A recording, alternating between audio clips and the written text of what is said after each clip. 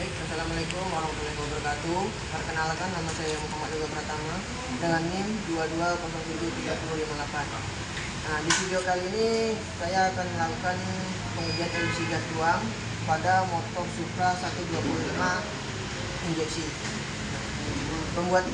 Tujuan dari pembuat video ini adalah sebagai pengganti UTS dari mata kuliah pengujian dengan dosen mau Bapak Ahmad Arif.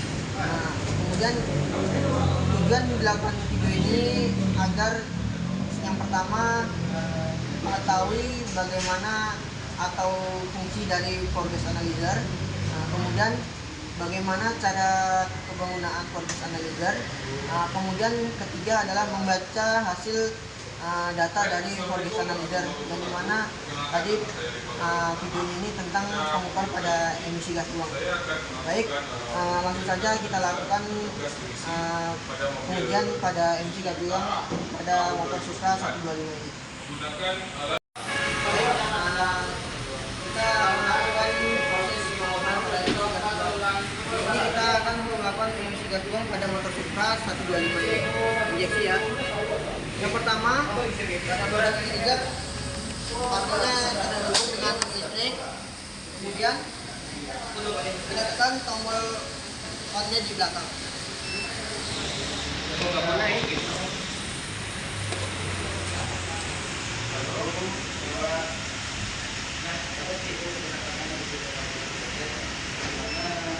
Kita tunggu hingga semuanya pas. Kemudian kita tunggu waktunya sekitar 140 detik.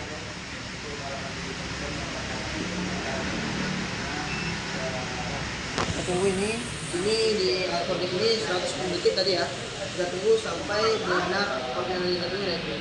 Yang dimana tadi sudah dilakukan pengujian kan. Nah, tujuan dari menunggu 110 detik ini tadi kita untuk mengkalibrasi atau membersihkan hasil pengukuran emisi gas buang pada selang-selang tadi dan pada filter ini. Dia akan membuangnya, jadi yang akan masuk nanti udara emisi yang baru lagi yang akan diukur. Kita tunggu hingga selesai. Setelah progress ini ready, kemudian kita hidupkan pada engine motor Supra ini.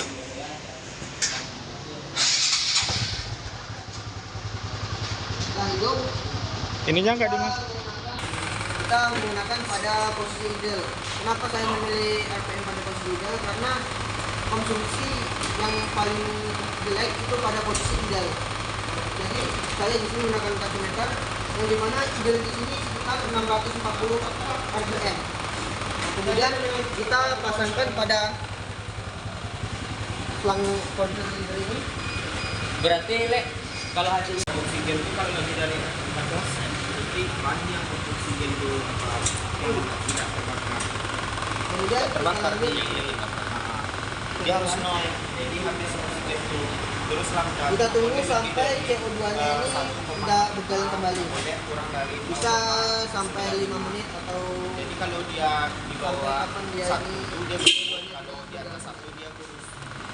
Dia tuh bagus lah. Karena dia 14,7 dibagi 14,7.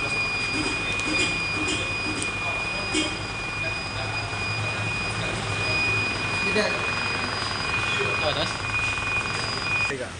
Ya, ini tadi hasil dari pengukuran emisi gas buang dengan menggunakan alat progress analyzer, yang dimana mendapatkan CO-nya 0,34, dan dimana standar dari motor Supra ini, standar dalamnya yaitu 0,5 sampai 1,5. Kemudian HT-nya standarnya 50 sampai 200 ppm. Di sini kita mendapatkan 65 ppm. Kemudian CO2-nya standarnya 6% sampai 10. Untuk CO2-nya 10 sampai 16, di sini mendapatkan 5,6, berarti sangat di bawah pada standarnya. Kemudian O2-nya di sini dapat 6,40, yang dimana standarnya 0,5 sampai 1,5. Nah, kemudian lambdanya ini maksimalnya 2 karena di sini masih bagus, mendapatkan 1,7. Kemudian AFM-nya 24,9. Yang dimana ini kan CO-nya terlalu rendah.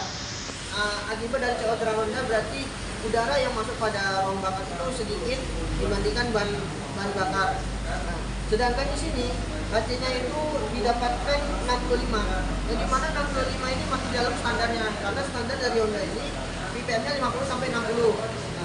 Kemudian CO-nya, CO2 standarnya 0,5 sampai 1,5. Ini didapatkan 5,6. Kemudian O2-nya standarnya